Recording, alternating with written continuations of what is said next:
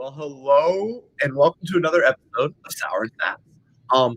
We are joined today by Matthew Russo, straight out of Gimbal. So welcome to the show, Matthew. Thanks, man. Glad to be here. Good? You a little nervous for some sour candy?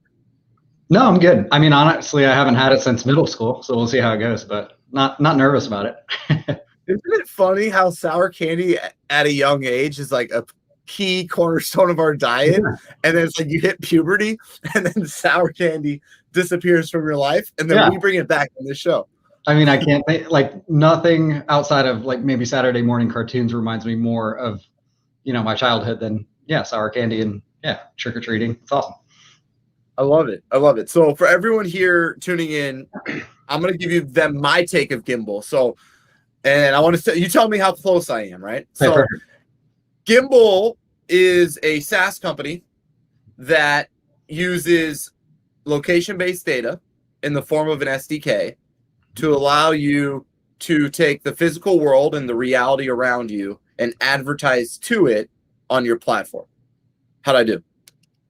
Really well, surprisingly. You do better than most of the people we pitch, even. So that's right. And I can talk a little bit about kind of the different sides of the business and maybe some of the background and kind of how we became to be who we are today. But overall, you nailed it, spot on. Yeah, awesome. Now, what I found is in the marketing community, the second we start to say things like programmatic or physical data, people get a little uneasy. They're a little uncomfortable. It's a little out of their realm of expertise. So my first question to you today is, how can SaaS firms, I know how Macy's, I know how Taco Bell, I know how these foot traffic type, organizations can use your platform. How can SaaS companies though? Like, how could a SaaS company use physical data to get better with their advertising? Sure. So let's take a step back and maybe talk about kind of the different sides of the business real quick, just to provide some context. So about 4.5 years ago now, we acquired Gimbal out of San Diego, the SaaS side of the business. And so we have kind of a platform that allows mostly brands, retailers, grocery stores, et cetera, to install our location SDK inside of their consumer-facing app. And then they manage locations inside of our online management platform. And we also have a hardware component. And so so like when they walk in, it'll tag, right? Yep. And so that's where that side of the business kind of got its founding. It was actually founded inside of Qualcomm and then spun out of a group called Qualcomm Retail Solutions. And we had the opportunity to acquire it. Before that, we were exclusively focused on mobile advertising. So we had built our own DSP, programmatic ad buying. And it wasn't until probably 6 months after the acquisition where we were like, hey, there's an overlap between these two worlds. Let's call it the location-based marketing side and the advertising side. And a lot of the data that can be generated from the SDK, both for those brands and retailers, but also through third-party apps where we have data rights and it's all consumer opt-in. But then you can create audiences, attribution products, et cetera, from that really rich location data. And so that's where a lot of our location-based segments, audiences targeting comes into play on the media side. So if you're a B2B marketer and you want to be targeting people who, a headquarters is at a certain location or frequent certain types of grocery chains or whatever, you can think of, it's just a different kind of dimension to target off of. I think most marketers are used to, hey, I want to target, on LinkedIn, these companies or these types of roles, or on Facebook, these types of behavioral segments. It's just another targeting parameter. And then the distribution channel, like where you can reach those people, is obviously different as well.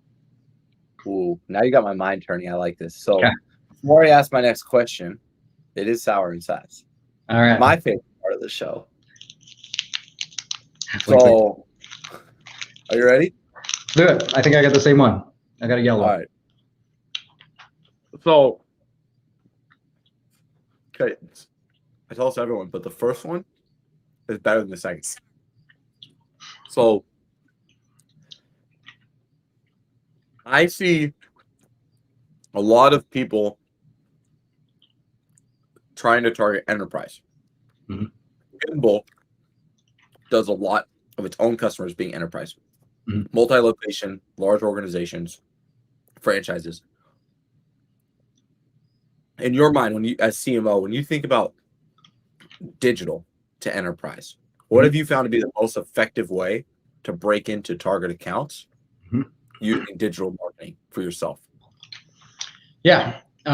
So we do, pretty standard account-based marketing approaches.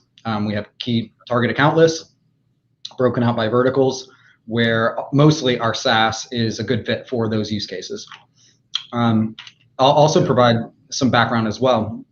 For the past 4 years since we acquired Gimbal, I would say our platform has been a nice to have, but not necessarily a must have, simply because it was mostly put inside of the marketing bucket for most enterprises. Now with COVID and that kind of accelerating kind of this bridge between physical and digital worlds, that functionality that we're building out and have available is now kind of powering a lot of commerce companies or commerce teams within organizations, as well as operations too. And so when we think about who we're targeting, it's still similar to, like I said, key account lists, the verticals that we're going after, but it has shifted, especially since a lot of people are work from home now, right? Before, we could target people who were at, call it Giant Eagle's headquarters or McDonald's headquarters or whatever. But it's a little bit more challenging now that, if I want to target somebody like myself, and I'm going into the office, maybe never, maybe once a week, depending on what that looks like, it can be a bit of a challenge. So that said, we still do, we have programs like that. We also do a bit of Sdk research, right? So we use some tools where we can look up the apps and companies that we're targeting, that we want to be working with, monitor for competitive SDKs. And if they don't have anything inside of their consumer-facing apps, then we know they may be a fit if they are interested in curbside pickup solutions, for example. I love that. Now, I have some creative ideas I want to bounce off you. Great. I'm a little spitballing here because I'm getting excited about your platform, and I want to see if I can help maybe a SaaS marketer apply it in their own mind. And so let's say I want to advertise at the Super Bowl, but I don't have a $15 million budget for a spot. Could I theoretically, from the Gimbal platform, put a geofence around the Super Bowl venue and target everyone at the event? Could that be a possibility? Yeah, for sure. And honestly, that's not super unique to Gimbal, but it's certainly doable, right? So real-time geofencing, absolutely.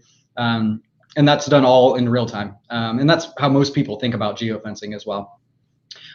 Some of the other types of targeting that are related to that are what we call geofarming, which is set up a geofence around maybe the Super Bowl or maybe all of the McDonald's, and just tell me all of the devices that have been there anytime over the past week or 10 weeks or whatever your time. Let's say I'm selling a B2C software to health conscious individuals. Could I target all the people who have been to Juice Stop in the last 30 days and run it like that? And then essentially, instead of, because outside of Gimbal, if I look at my current options, I would have to go onto Facebook, correct?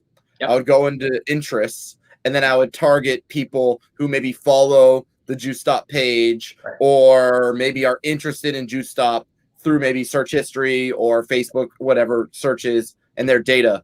But it wouldn't necessarily be people who have purchased from, like, been to a physical Juice Stop location. With your platform, would that be an option? Yeah, absolutely. I mean, the way we describe it is, if you think of our SDK, it's kind of a pixel for the real world. So everybody's familiar with putting a pixel on your own website and remarketing to them. The I guess benefit of doing it this way is that you don't have to go and hack into your competitors' websites and place your own pixel to see who's been to their website. You can just do it on their physical locations and then be able to retarget to those types of customers. Yeah. Now let's talk about that, because so when I was prepping for this, I went to your website, and it's a very unique website. I think there's some things like that are very unique about it. I could tell you have an enterprise focus, obviously, but you had a world-class video on there, live action, fully shot, acted out. It was legitimately one of the best SaaS videos I've ever seen. My recommendation, get that thing a little higher, because it was the best video I've ever seen. I think I want to see that when I land there. I had to look for a little bit. But how did you get that approved as CMO? Like, how? Because that was not, I don't think, a cheap video, but it's amazing. Like, it was like very high level. Everybody here, if you want to watch like a good example of what great video for SaaS looks like, I think you actually have set a standard there. Well, what was filming that like? How did you come up with the idea? Because it's not that like crappy motion graphics. It's like a real commercial. It was awesome. For sure. Yeah, no, I appreciate that. B, I agree. It needs to be up higher. C, yeah, I mean, that was an idea that I had kicked around in my head for a while of like an idea of a narrative and script.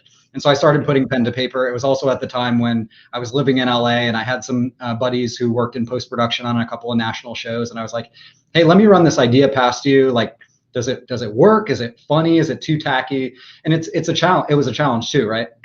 We have different sides of our business, different types of customers. And so we had to tell a really broad story, but also make it specific enough that people kind of get what we do, right? And I guess, based on your research, you kind of figured out what we do. So yeah, I mean, from a marketing perspective, to me, it was one of those assets where we knew we would invest in it. Knew we would use it over and over again. And if done well, it would have a longer shelf life than if we just put together, kind of a stock image, stock videos, overlays, voiceover kind of stuff. That was actually filmed at our one of our old offices, which is super fun. Yeah, we had an outsourced group who sourced the talent, brought them in over the course of a weekend, shot it all, did all the post editing, and came out beautifully. We're really happy with it. I don't know if this is too private. You can say no, but can you give me a range on price just out of curiosity? Because that's the best produced, like genuinely, like I love Saas. All I do is Saas. I think that's the best video I've seen in recent memory. That's I'm awesome. just curious, like, what does something like that cost? Like, gosh, yeah, it's been a couple of years since we produced it, so it's not top of mind. If I remember correctly, it was probably in the 10K range, 10 to 15, something like that. Yeah. I thought you were gonna say like 50 to 100. I swear to God, like. Yeah. So yeah, seriously, everybody, I'm not like pumping Matthew full of gas. It's legitimately phenomenal video. Thank you. Yeah, and if you guys do show notes after this call? Yeah, I'll link to it. Yeah, link to that, but I'll also link to the group who helped produce it. They're out of LA, super great guys, and yeah, they do great work. They do. It was phenomenal. Now, let's talk about programmatic a little bit. It's this word, and you start saying DSPs, and you start saying the rest of it, and people's eyes start to gloss over. How should SaaS marketers think about programmatic as part of their media mix today? Like, where does it fit? Do you know what I mean? Like, how should we think of it? Like, where does it fit? What's its outcome? What's its use case so that we can be successful?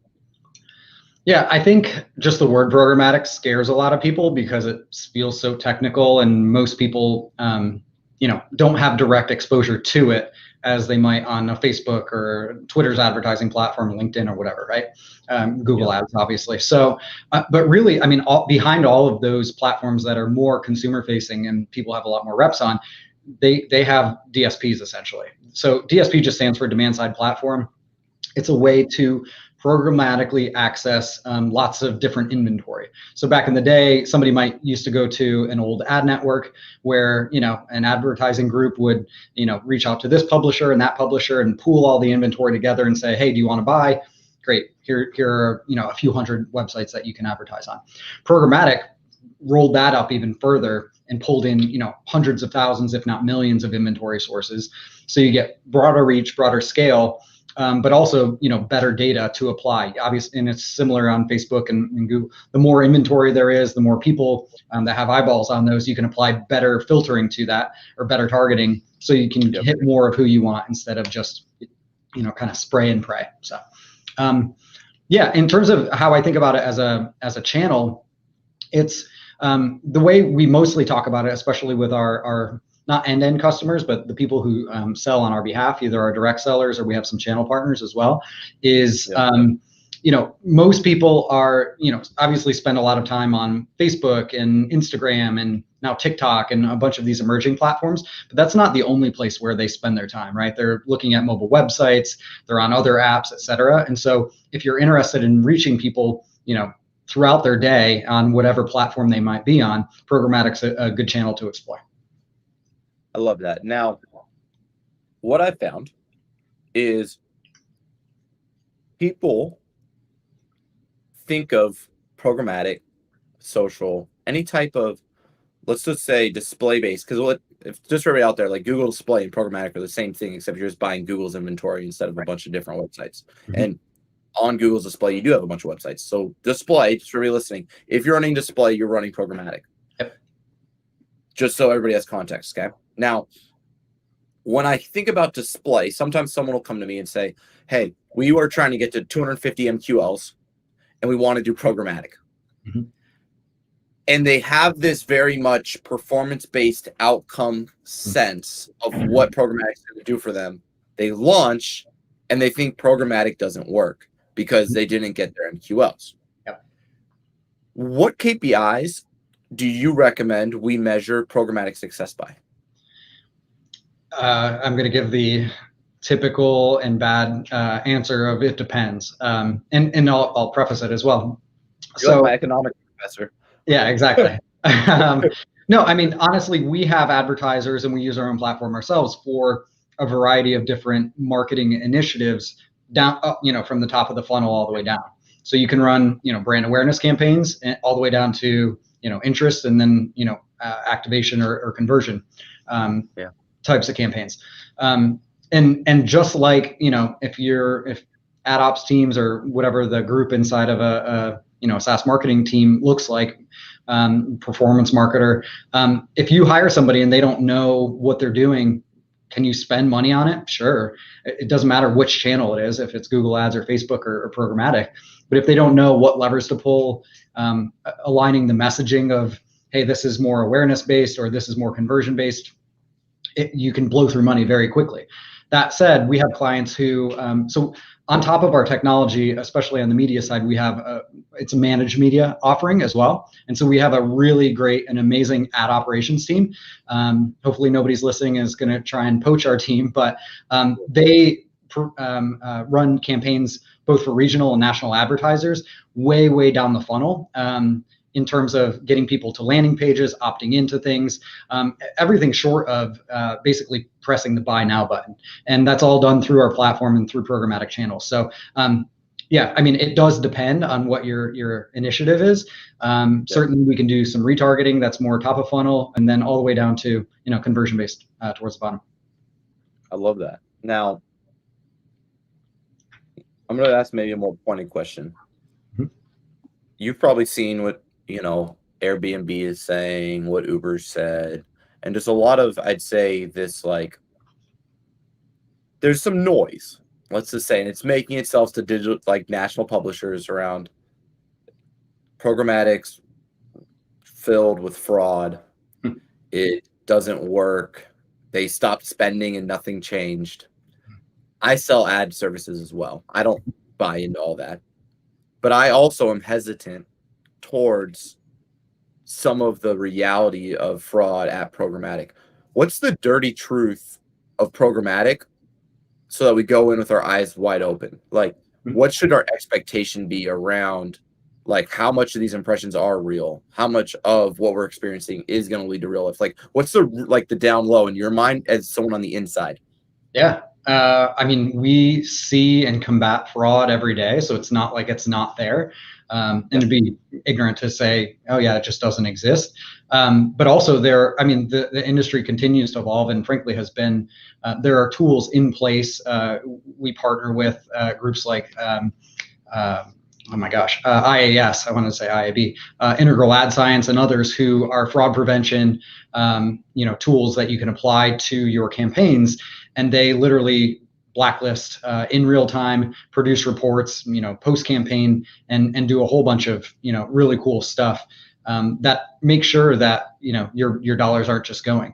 The other more pragmatic piece that I think of is again, especially if you're focused on lower funnel activities, you can literally see it's one thing to serve an ad to a device somewhere in China, at some click farm, but it's different if there are actually leads and email addresses being input into a customer's landing page, and you're seeing those things convert in real time.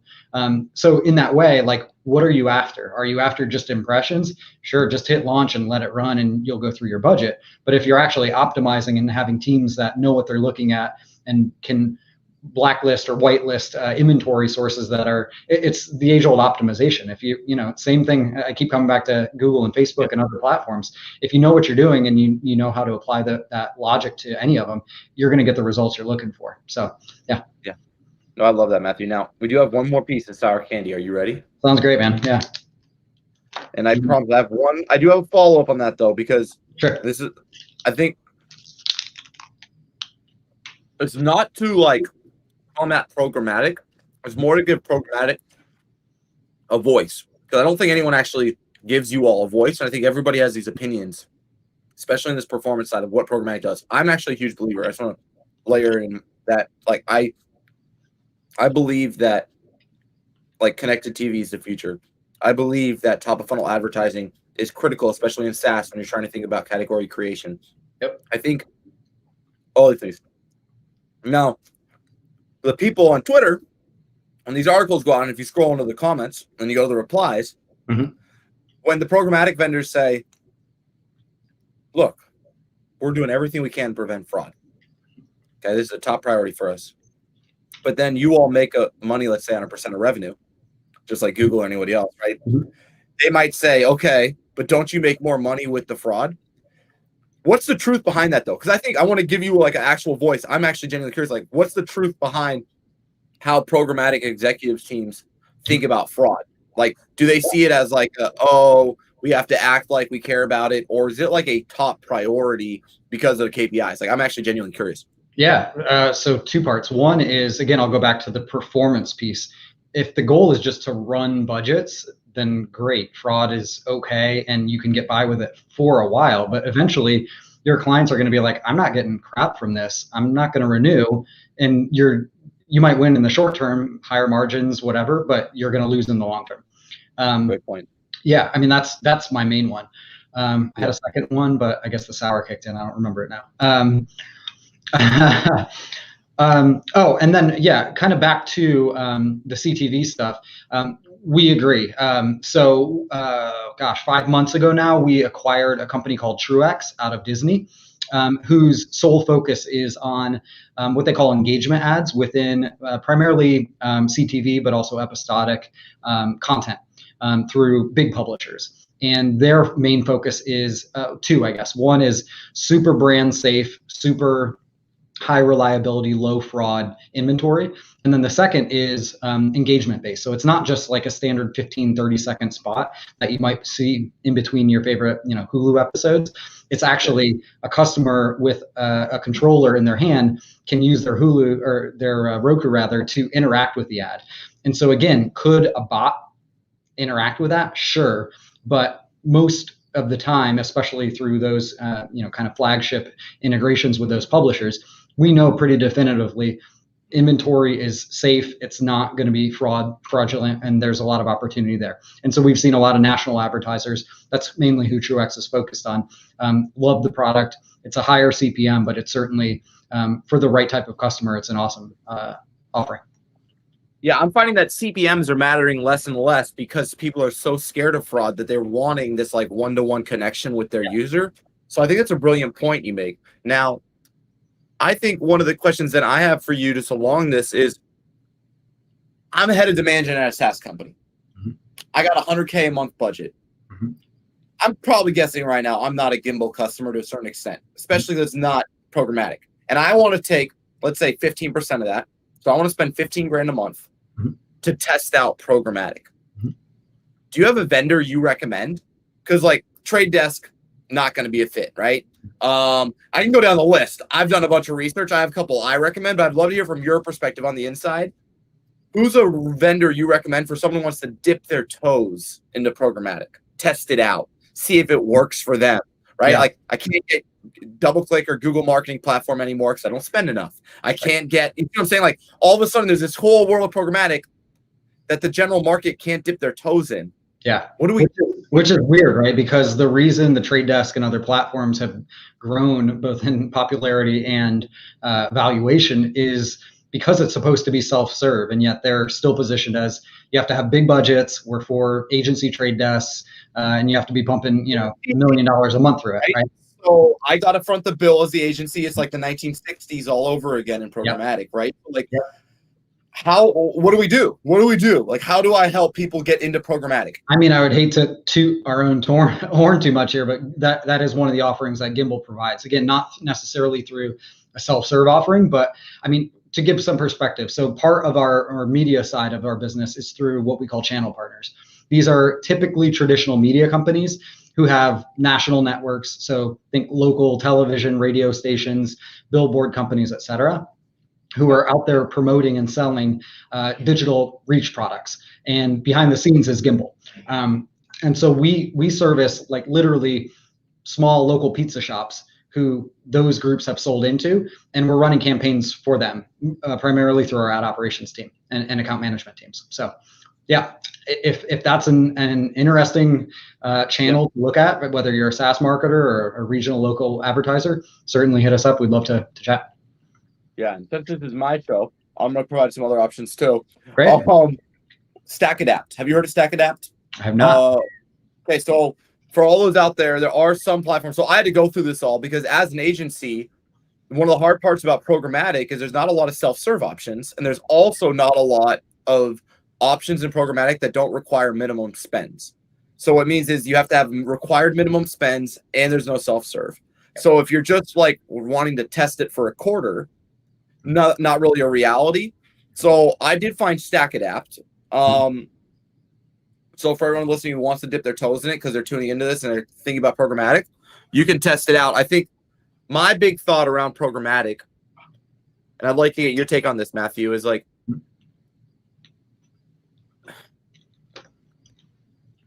I should be spending on it, but the way I need to think about my budget to start is what amount of money I'm comfortable losing to never stop.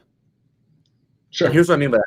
Is if you run programmatic with a short-term outcome in mind, I think you're going to fail every time because it doesn't. It's kind of like when people run a digital marketing campaign that's shorter than their sales cycle, and then they say it failed. Yeah. Do you get what I'm saying? Like they have a 90-day sales cycle and they run the campaign for 30 days and like it drove no revenue. Right. Well, it technically never could. I think the same thing with programmatic. How long do we need to think about running a brand campaign for in your mind? Like what are the most successful advertisers do in your mind? Like, do they run it for 2 years, 3 years, a quarter, 3/4? Like, how long should we think about a window, right? Like, if someone says it takes 7 months for SEO to work, right? They say maybe 3 months for paid media. Yeah. How long for programmatic in your mind? Oh man, that's a tough question. I don't know that I have a templated answer for that, honestly. Again, I keep coming back to these other platforms that people are more familiar with because I have experience with them too. You know, before I got into the programmatic ecosystem and we were building those products, I was, I cut my teeth on all, Facebook, Google, et cetera. I just keep coming back to those parallels. Like if I were to launch a brand new product or brand on any of those platforms and I didn't know what I was doing and I wasn't optimized, I could run it for a week, a month, a year. And if I don't know what I'm doing, it's not going to get the results you're looking for. And in the same way, maybe, programmatic has a lot more inventory choices, but if you weren't optimizing towards, know how to optimize towards what you're trying to get to, just because it's shiny and new doesn't mean you're going to get the results there, in my opinion. So I don't have a good answer. No, that's totally fair. And I think that's totally fair. And it's a tough question. I guess maybe my last question that is tough, but I would love to hear your perspective of is targeting in programmatic. Mm-hmm. What do you recommend? You know what I mean? Like if I go on LinkedIn, right? Like titles might outperform function. Right. And it might definitely outperform seniority. Yep. But nothing outperforms my ABM list. In other Sure. words, if I upload my own data and I go first party, I've always outperformed third party because I get better accuracy and relevance. Yep. How does it work in programmatic? Like what? Like you know what I mean? Like yeah. Is it better to just go on connected TV and do the history channel because I think my people are curious? Is it better to go on the outdoors channel because I think my people are active? Or like, how should I be most effective in thinking about targeting? I mean, it's the age-old behavioral versus contextual versus, and so we also sit at, kind of at the intersection of the media side, like where you can buy the inventory plus the data side. And so we obviously have a slant towards location-based audiences. Because that's where we're founded, but also I'll give a broader perspective. So we sell into tier 1 and tier 2 agencies, think holding company agencies for, like I said, regional and national advertisers. Like WPP. Say it again. Digitas or WPP or something like that. Yep. So they actually have different teams with different budgets for their national clients where they say, here's the programmatic bucket of your budget, but they may also have even a location-based budget or whatever, right? And so in that way, like there are a million options out there, and the balance is always precision versus scale. So like we were talking about, if we wanted to target all the people who went to McDonald's, let's call it this past hour, can we build an audience from that? Sure. Is it going to have enough scale in order to push enough national budgets through? Maybe, maybe not, right? And so the kind of the dirty secret within data and targeting is, hey, I can create an audience that has 5 million, unique people or devices inside of it, but it may be modeled, it may, be really old data, it may be whatever. And I'm not saying we do it or competitors do it or whatever. It's just people always have this lens of like, I want to target people who went to a Kroger grocery store or down aisle 7, spent 3 minutes there, and they have a French poodle named John or whatever, right? And it's like, great, there's one person in the whole country who fits that. Even if you targeted them over and over again, like it's not going to get the outcome at the bottom of the funnel that you want. You need to broaden it a little bit. So, so back to your original question, like what works for targeting? We have a strong bent towards location-based because that's our bread and butter. But also it's not better or worse than anything. It's an option. What's the best for your outcome? And I love that. And the fact that you have location, physical data, I think is a truly unique point. So, yep. Whew. Matthew, I feel like I just got my master's on programmatic. Thank you so much for being on the show. If anyone wants to follow along with your journey, what's the best way for them to do that? Yeah, I would hit up gimbal.com. I'm around on social media, LinkedIn, a whole bunch of channels. Post occasionally there, but yeah, mostly heads down and producing content for Gimbal. I love it. Well, thank you so much for being on the show, Matthew. And that's Saas. Bye, everybody. Thanks, everybody.